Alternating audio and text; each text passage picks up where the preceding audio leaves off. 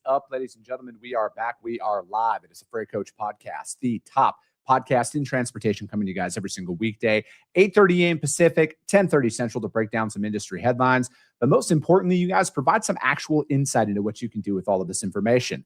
This is your first time tuning in. Welcome. This is the real side of freight, ladies and gentlemen. And I do say that before every single show. And what I mean by that is I only speak with transportation professionals, because at the end of the day, I want to talk to the right individuals who have done what you're looking to do, or who are currently doing what you're trying to achieve, so you can take that information, apply it, utilize it, and see a meaningful difference in your business and your life. Happy Thursday, everybody. I got a very special guest for you guys. He's been on the show a couple of times, and I always enjoy talking to him. He loves this industry. He loves what he's doing out there. And we're just going to sit back and provide you guys some value today. So I want to welcome my good friend, Mr. Lars Ward, back on the show. Lars, thank you so much for taking the time to join me today.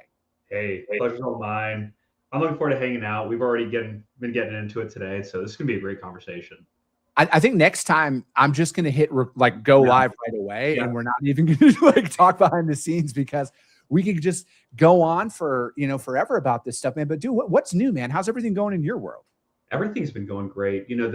So been on the show a couple of times. I've been in the industry for a long time. I've been at Transflo for a year and a half. And I know a lot of folks have probably heard of Transflo. Maybe they know a little bit of what we do, but not everything. Yep. Here's what I tell you. We help carriers, we help brokers to do a lot of different things. And when you ask me, how are things going? Market's heating up a little bit. Folks are starting to make more investment in their businesses, not less. Things are going really well. So there's a lot to talk about there. Yeah, no, let's break that down, man. For the people who are unaware of what Transflo is, man, let's start with that and work out. I'd say Transflo is one of the biggest names in freight tech, and has done a lot of different things over time. So yeah, you might have used different Transflo services over the years. Today, I think we're known for 3 core pillars. We do a lot in the telematics space. We have a lot with cameras, doing things in the cab to help drivers and fleets. We have one of the industry's leading mobile applications. A lot of fleets are using the Transflo Mobile Plus app. Some fleets are using it in a white labeled application. There are a lot of drivers over the road using that app every single day. And then the last vertical that I think we're well known for, and what I focus on, is all back office automation. Mm-hmm. So if you're a carrier, if you're a broker, what happens when you get the paperwork from the driver? Or if you're a broker, what happens when you get the invoice packet from your carrier? And how can we help you to speed up everything that happens in the back office? And Chris, this, I've gotten to be super passionate about how we think about the finances of a business. I mean, that's the lifeblood of everything we do. Yeah. You've got to get that part right. Yeah, dude. It is the thing that I think about 99% of the time. Oh, right. Sure. Right. Because how do I improve my cash flow? How do I get my money faster and cheaper? Because it's like, I think that, and I'll be putting out a post about this, but I started doing a lot more granular, like the unsexy side of entrepreneurship that doesn't get any traction on the internet. I just make little clips about that because I want people to be a little bit more aware of what they're walking into, but B, I also want people to realize that they're not alone. And when I talk, access to cash, cash is everything at the end of the day. And especially if you're a business out there, and, I put a post out a while ago. I'm like, if you get physically ill at the thought of being owed $20,000 on the 30th and then owing $18,000 on the 1st, and you do not have the money to float that, don't be an entrepreneur. If that makes you feel, because that's the reality. Does that come up so much, man? Because it's I think the hardest part about all of this outside of the systems development, because to me, that's the hardest part about building a business is building systems that are actually work, because ideas are great, but until you run through those ideas for 6 months of data, you don't know if it's actually working sometimes. But the second part to me is getting paid for the work that you did, knowing damn well your customer would fire you if you did not perform that task when they asked you to perform it. It makes me sick sometimes, right? Fortunately, Mike, I don't deal with that often, right? I have great customers who pay on time, but that wasn't always the case, man. Dude, there was a couple of instances early on in business where I almost went bankrupt because I was owed $10,000+ from somebody. I mean, I'm a small business. I don't care what anybody says. That's a lot of money. Yeah, it's a ton. And another one too was like, I got stiffed out of like $5,000 from somebody. Same thing. If I didn't have the cash in the bank to float that, I would have been bankrupt early on. Yeah. Yeah. I don't think a lot of folks really spend time to appreciate how critical that is to the business. You know, and your point, I would love to see so much more content around those unsexy parts of entrepreneurship. Yeah, because everyone wants to see when you just close that new piece of business, you're celebrating it and you're on the way, you're on the path, like all that hard work was worth it. I want to see more of the messy middle where it's like, yeah, we've got this float in the middle and I don't know how we're figuring it out. Yeah. Like, dude, that's scary. It is. It's very scary. And then like the buildup phase of it as well, man, where it's like, you know, I look at the industry as a whole. Like I think that it's safe to say 95% of trucking, and that's on asset and brokerage, is small business. And most small businesses, and this is a data fact, like 90% of small businesses are 30 days from going out of business every single month, no matter what, due to lack of cash flow options. And that's why for me, it's like, I love talking about this. I love talking about back office automation, getting access to capital fast.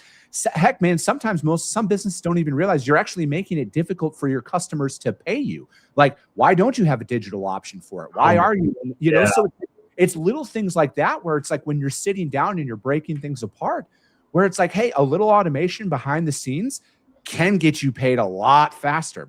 I truly feel this way, man. Most customers don't want to not pay you. You know, like they want to pay you, but you might be making it difficult for them to be able to. Yeah. You know, you're going to have those customers who do play some games. Yeah. They're trying to figure out a way to extend it a couple of more days. And, you know, if you're thinking, hey, I don't care what the payment terms, if it's 15 days, 30, 45, we're hearing more and more, 90 days, right? Whatever it is, that is dependent on you doing all of the work the right way in order to receive that cash when you're supposed to. If you delay your process, you just add days to that float. When you add days, you're adding costs, you're adding cash, you're adding expense, headaches, worries. And so it's funny because I think in the freight world, we are so focused on the core competency. Just how do we do a phenomenal job of delivering your freight on time, safely, with great communication and route? What we don't always do a good job with saying, how do I make sure I get paid on time? So it's funny to see, you know, and hey, I've done it as an operator, and now I get to help tons of brokers and tons of fleets. There are a lot of best practices that are the same across the board. You start to see like the different levers different companies pull. If you can meaningfully decrease that time in between, it is a unfair advantage in business. Yeah. Right? Like, why aren't we focusing enough on it? I don't know if, because I think it's two parts, Lars. A, people don't want to admit that they have a problem. I think that's a very Yep.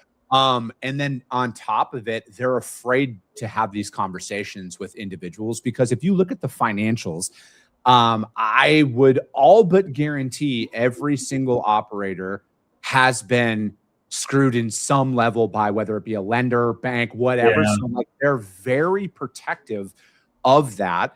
And, you know, again, it's like, I look at, you know, when it comes down to like managing your cash flow and getting on top of it, like, you know, when you're vetting customers, for example, and that's the thing, like a lot of people that I've come across in freight, not everybody, but a lot of people, they think all business is good business. They think that how many, Lars, you've worked in sales, every prospect is $1 million prospect, right? Like, it doesn't matter. Until you strip things back and you're like, damn, you guys don't have any, like, you guys can't 120 days of pay. And you guys like aging. Like, what? I don't want anything to do with that. Right. So it's like, you gotta tether your expectations as you're going through a lot of these things when you're prospecting new business, and even when you're working with somebody too, because it's like, you know, a sales, and this is why sales and operations need to remain separate, like truly, because sales reps are just going to agree to everything.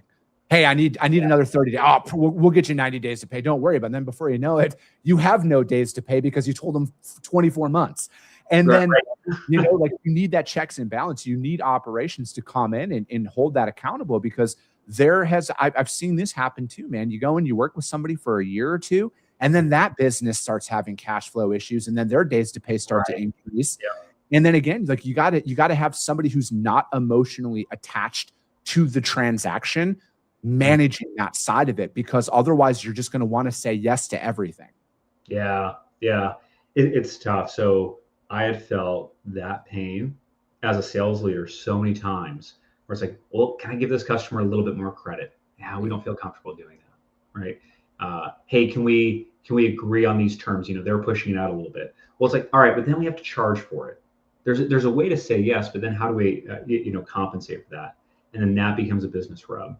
And I think keeping sort of a separation and a purity between, we want to win the business and be aggressive in everything that we do, but also having the guardrails to say, well, here's how we keep the business safe, right? Here's what's reasonable based on the data. And to that point, and this is something that I don't think a lot of folks do, they should have a scorecard for their customers. What is the cost to serve, right? So there's a lot of folks who have two very similar customers with similar business needs, similar freight, but very dissimilar experiences. Maybe it costs a lot to work with that customer to book their freight. Highly manual, a lot of touch points. Maybe their appointments are not ideal, and we start to usually cost that out a little bit. Where even though it's the same lane, we're pricing it very differently. The back office experience is a part of that customer piece of data, that customer scorecard that we don't really take account for. Where it's like, hey, what's the overall cost to serve? What are your days to pay? How many overages have we had? What's the follow-up process look like? I think at the end of the day, what we really seek to see, in that business relationship is that, like, look, we're growing, we're shipping freight, your bills are all cleaned up. But if in the process of that, you've been rejecting and short paying and causing a hassle for your back office team, all of a sudden you're just eroding any profit, any margin you actually had in that business. We're not honest enough to go back and do the accounting work to say, hey, that load that looks like a winner, yeah, you broke even to go and do that business. Well, that doesn't make a whole lot of sense, does it? Right? But I think folks are starting to see that value more and more. Like what we've went through from the market over the last few years. I think it's forced everyone to kind of sharpen their approach and say, hey, look, like, we've really got to understand the business, and get our arms around it. Because if we're letting that part get a little bit fuzzy and run away from us, right, we're starting to lose from the business perspective. Yeah, I don't know, and that's another key thing in working with shippers out there, Lars, that I don't know goes into account with a lot of people as a broker or carrier.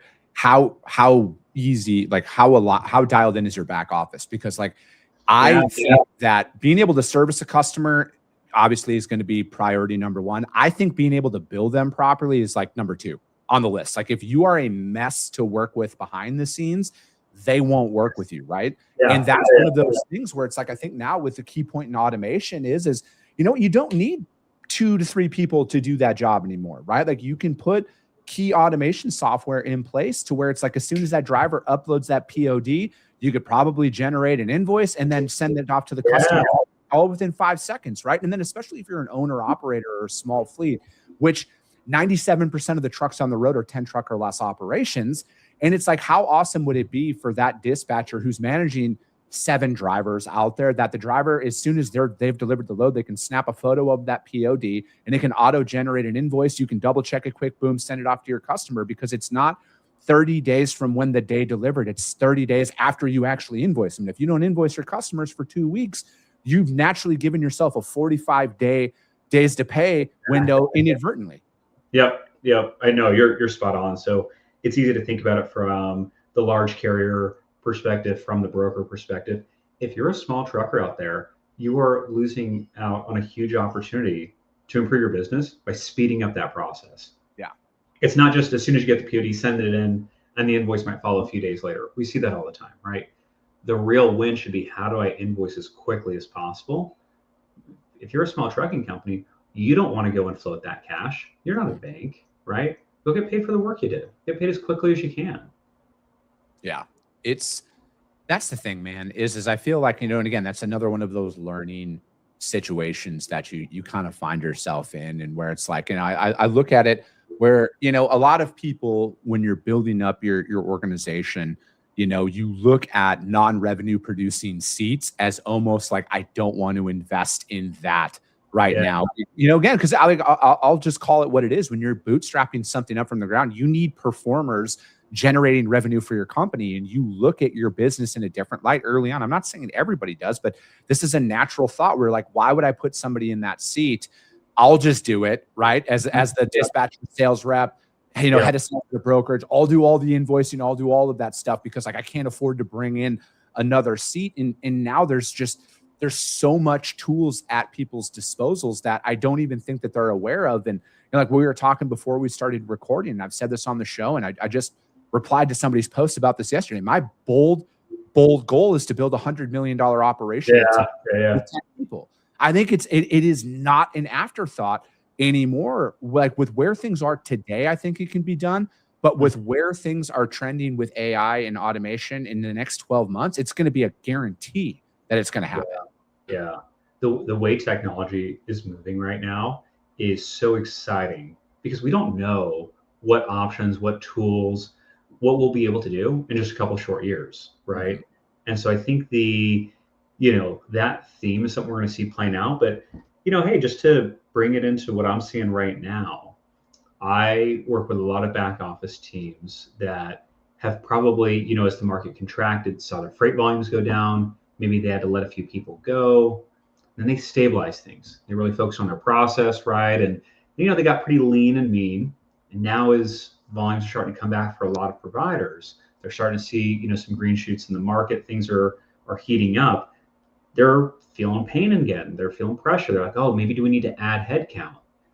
And now I think the question becomes like, well, hey, like what new technologies can we invest in so that we can scale without just having to add people? It's not about not adding to your team and finding great people who perform well, but if there are tasks where, you can solve it with technology, I think folks are very, very inclined to say, like, what are those things that we don't really want to do, but we can solve because there's just better tech today?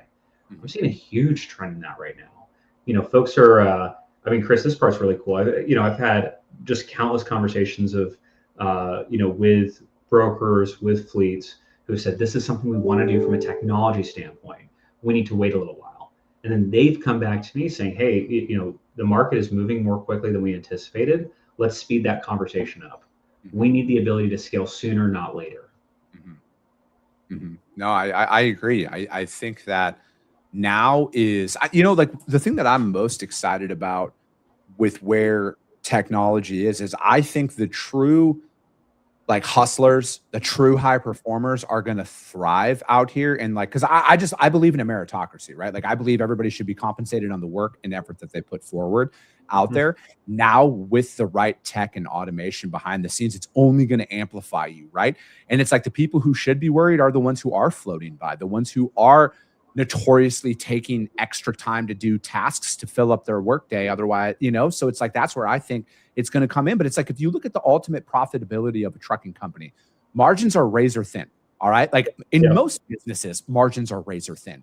And when you strip all of that away, and then now you can go in there and you can improve a couple of points, right? Like, hey, you know what? Maybe now you don't have to use that dispatch service to do all your invoicing. That takes 6% of every load off the table, right? Like you can implement automation that's in there. You can get those direct relationships. Maybe you have a couple of key brokers that you're working with or direct shippers. Think about the amount of profitability that comes in to your operation at that point. And that's just on one truck, right? So it's like, if you can take that operationally, and that's where I think ultimately tech is going to benefit the driver community more than any other player in this space, because they're going to be able to do more with less, right? Like they're going to be able to stop paying for additional services out there because there's going to be a tool that's going to help them have an ops person behind the scene, making sure everything's up to date.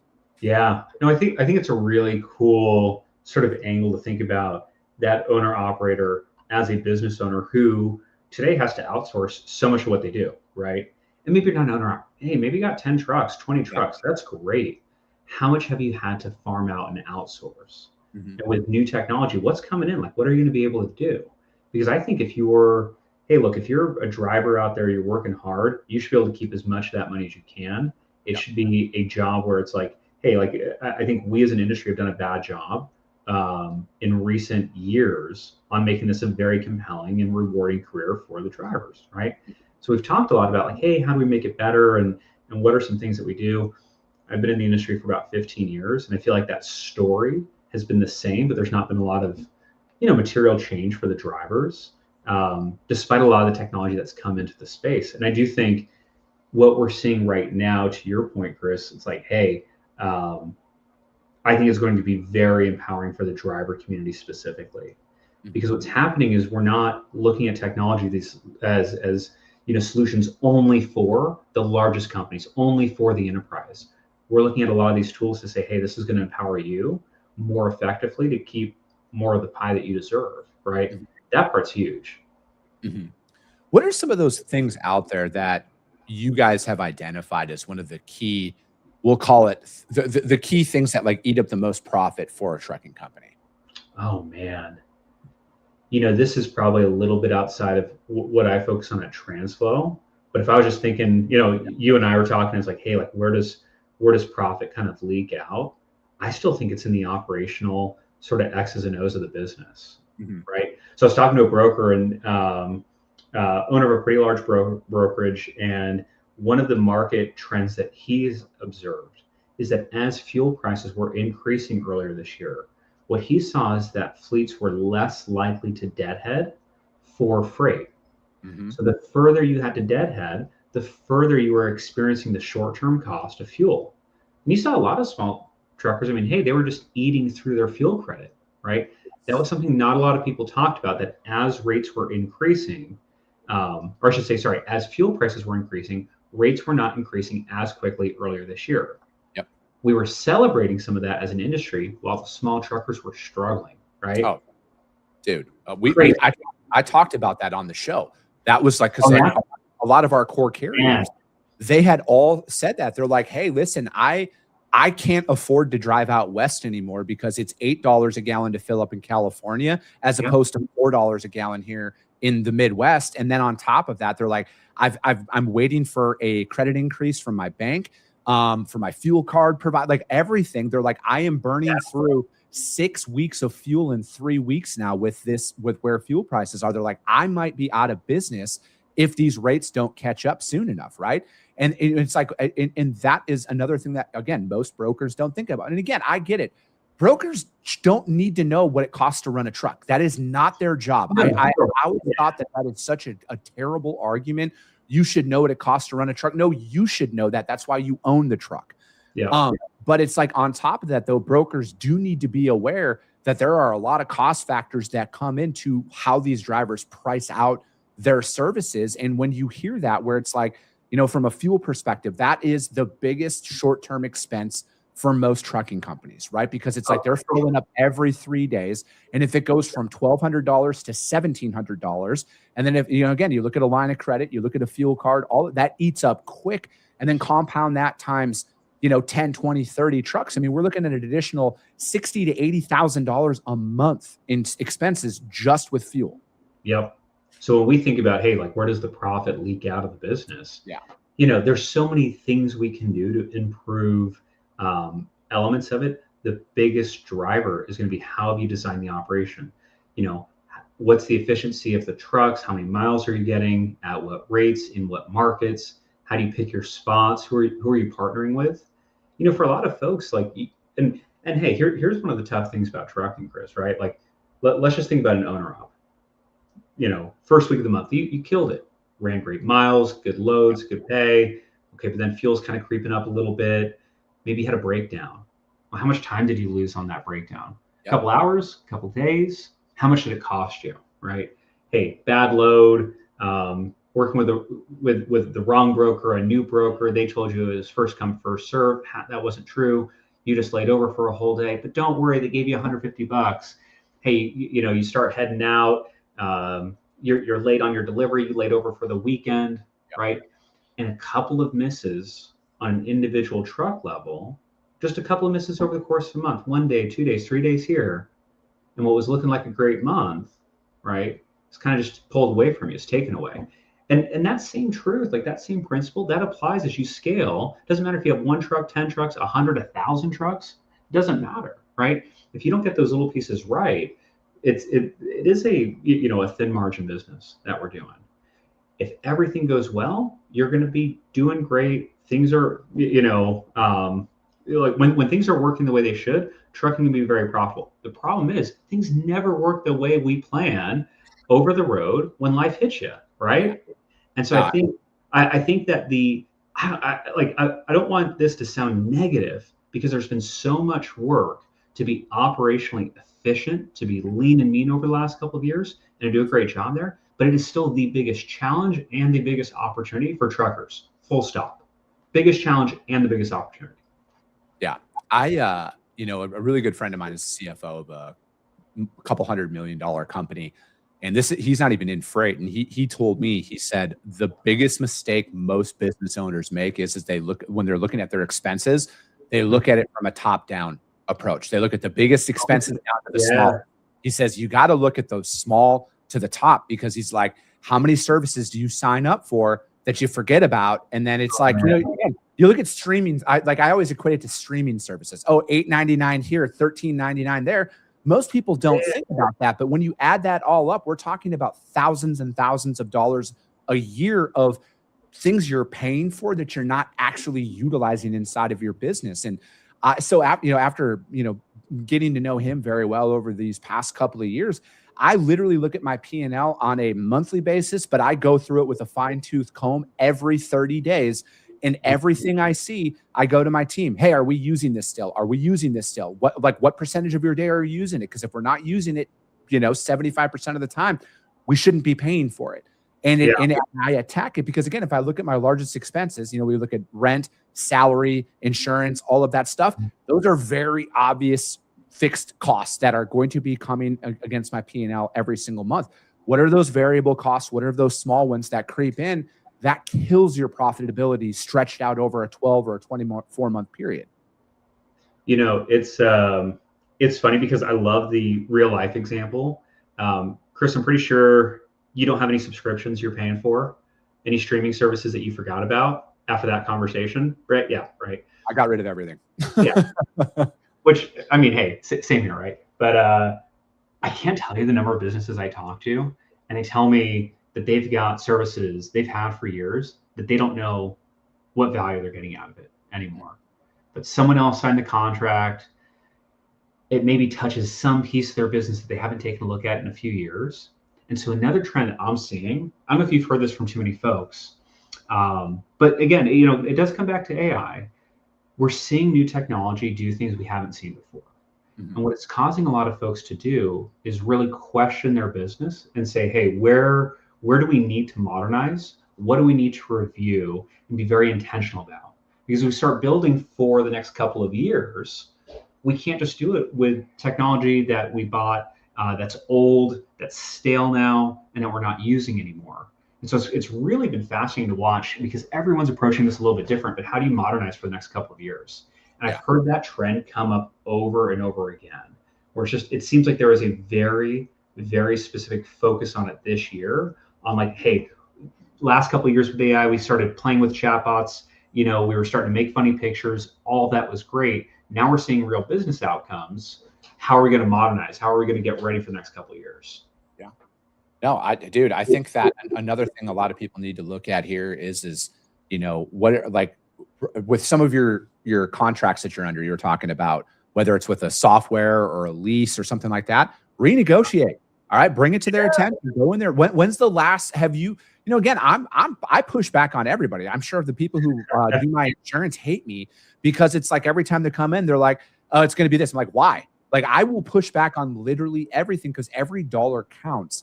And it's like, if you look at like some of these long-term leases that these guys sign for trailers or whatever that looks like, or maintenance program, renegotiate that stuff. Because I guarantee most businesses are going to look at it and be like, all right, what's the cost to keep the customer, as opposed to what's the cost of new business?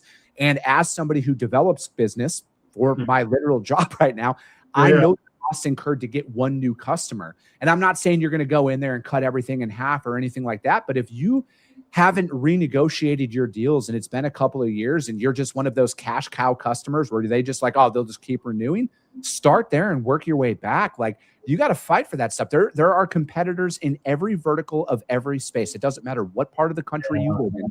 This is where technology is literally leveling the playing field out there, Lars. And this is going to expose a lot of poor performers is it's like, dude, you can live in rural Minnesota or rural Montana and work with somebody who is out of Dallas now, and they can get you instant stuff and they can bring you better pricing than the local provider who you've been working with for 20 years. I'm not saying relationships don't matter, but if it's my relationship with Lars surviving or my business surviving, my business is going to have to survive 100 times out of 100. Relationships should be the tiebreaker, not the reason you won alone, right? Correct. Should be the tiebreaker, not the reason you win. Because look, like, hey, if you've got a great relationship with somebody, but you don't give them very competitive pricing, you don't give them very competitive service, the experience of working with you isn't very good. Why do you have access to that relationship? Like, what have you actually done to earn that? Now, not say you and I both know plenty of stories today where that's exactly how it runs. Those stories are getting more and more pressure to continue into the future because look, the relationships are great. Yes, you need to build them. You better back it up with a really great service offering. Yeah. No, that's it. And I love your point about renegotiation. Think about how many rates in the freight market were negotiated, not at the beginning of this year, at the end of last year, that don't work anymore, that don't reflect the cost today. Like, I'm sorry, but like shippers were giving pressure, saying like, well, hey, we stood by you when things were, a little bit slower or whatever that story might be. Hey, you need to be working in the reality of today. Yeah, dude, I know a lot of fleet owners who have pulled all of their equipment from long-standing relationships because these guys are expecting them to keep 2024 and 2025 pricing right now. And some of the, again, that's what I love the free market, Lars. I love it. I love every part of it because it's like your failure to adopt to the current times is going, you have to do that. You have, like, I get and I understand why people are like, oh, we've been working with them for a very long time. We just kind of tolerate it. You're the problem in that equation. Yeah. It's not your customer's fault. You're allowing that behavior. You're rewarding it actually, where it's like, you got to put your business first because, again, I understand not all business is good business, but like if we're looking at the dollars and cents of things out there, there could like, what is it costing you to continue to do that as opposed to what if there's a better customer out there? What if there's somebody who pays more money, loads you faster, unloads you faster? That's such a great point. I think that, we don't spend enough time thinking about the lost opportunity cost in servicing legacy relationships that aren't all that good to you, right? Mm-hmm. Now, hey, I know you're not anti-relationships at all. You want to have great, strong, we were talking about some things that you do that are far more personal, a little bit old school, in order to develop and maintain those relationships. But look, if you've been working with XYZ customer, they're a great shipper for years, and as things started to change, they don't help you to adapt. Your insurance has gone up, your fuel has gone up, everything it costs to serve has gone up, and they want you to stay flat. They want you to go down. What's the value of that relationship, right? Like, be very specific. And to your point, and hey, like it's not again, it's not an indictment on relationships. The point is, a relationship has to be two-sided. It has to be something that benefits both parties. Both are compromising, both are flexing, both want the other side to win, right? Yep. If it's not that, you can't just go around servicing business that sucks. It doesn't work. Like, yeah, and like everyone has a like. If somebody's listening to this and they're a broker, they're a trucker, they're thinking about a shipper they work with that they wish they weren't. We all have them. And hey, look, the market right now, for the first time in years, is probably giving us an opportunity to take a really, like, to your point, you're talking to fleets who are like, hey, we pulled all of our equipment. We don't work with them anymore. Yep. They weren't willing to work with us. Yep. I think you're going to hear more and more of those stories. And to your point, hey, this is what makes the market fun. This is what makes the industry fun. It's in that disruption. It creates all the opportunity. It creates all of the change. If somebody's reaching out with you with freight today that they've been shipping for years, there's a story behind why you have that opportunity. Something else didn't work on the other side of it. And so I kind of love that about, like, I don't know, the spirit of our industry is so exciting because we're always working to find that edge, and you have to earn it every day. This business can be brutal. You can work with somebody for 10 years and then have a bad week and find yourself on the other side of it, No, it's true, Lars. I say you can do 1,000 shipments right for somebody, but if you expect 1,001st, you're going to lose that business, right? Like you have to show it's first shipment mentality every single time. And that's what we try internally to do with everybody we work with is, we want to earn your business one truck at a time. It's our literal company slogan is one truck at a time. We again, man, I don't care. Like just because I did 1,000 loads for you, I know I'm not entitled to the 1,000 in first. And maybe that comes when you're, if you're a shipper out there and you're working with founder-led organizations, especially ones that built their business from the ground up. I'm not saying people don't appreciate the business, but I bet that founder who fought, scraped, and clawed for that first opportunity probably going to treat you a little bit different than others who might put a new rep on your account every 6 months or whatever that looks like. Because it's like, I know what it's like to not have business. And when you get business, it's like, I know what it takes to keep it because I know what pressures are out there from everybody to move it faster, move it cheaper, and all of that stuff. And we got to find that thing of like, hey, this is why we're different than everybody else. And I think when you find that relationship with somebody, whether it's founder-led or not, I know that there's a lot of great employees out there who truly, truly care about their customers. It's like, you just know, I feel like you just definitely sense a different appreciation for that business when you're in one of those relationships. Yeah. I don't think there's any way to compare how important it is to a founder or founder-led business, a smaller, sort of trucking company, a smaller brokerage, how important it is to them personally than it would be at a larger organization. It's not to say that large companies don't have the right systems, tools, processes, tech, all of it. But when you're talking about the value, the importance of it, I know you're the kind of guy somebody could call you anytime and it's going to matter to you, right? I know that the level of effort and care you'd have for whether it's the first load or the 1,000th load from a customer that you personally brought on is always going to be at its highest level. And so I think that's an interesting, part of our industry. You see so many, we are so entrepreneurial as an industry. I love it. All the small trucking companies, all the brokers. And it's fun too, because, when you talk to, I love to ask folks this, like, hey, like what makes your company special? You kind of see their face light up a little bit and they start telling you the story. And usually it's anchored by like, hey, here's the things we did right. Or maybe they came from a different company in the industry and said, we saw these things were going wrong. They treated carriers like crap. They treated customers like crap. We knew we could do it better. So we went and made it better. Like, I love that stuff. Dude, I love it, man. Lars, we went over on time. I didn't even look here, but man, I always appreciate you coming on, man. It's always great having you. How does anybody reach out to you to find out more about what you guys got going on at Transflo? Go head over to the website, connect with us on LinkedIn, connect with me on LinkedIn. Super active over there. We've got a great team here at Transflo. I think it's one of the most exciting things about us is the people we have behind our business.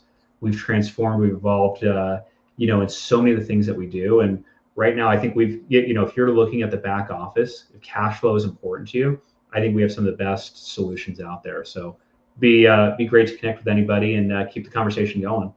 Perfect. Lars, I appreciate it. If you guys can't find Lars or Transflo out there, hit me up. I will gladly put you guys in contact with them. That is going to be it for today, ladies and gentlemen. As always, if you got value in what you heard and you're not subscribed, subscribe to the show, you guys. And if you're feeling ambitious, rank it on iTunes and Spotify, because if you see value, your network's going to see it as well. I appreciate you guys. I love you guys, and we'll be talking to you soon.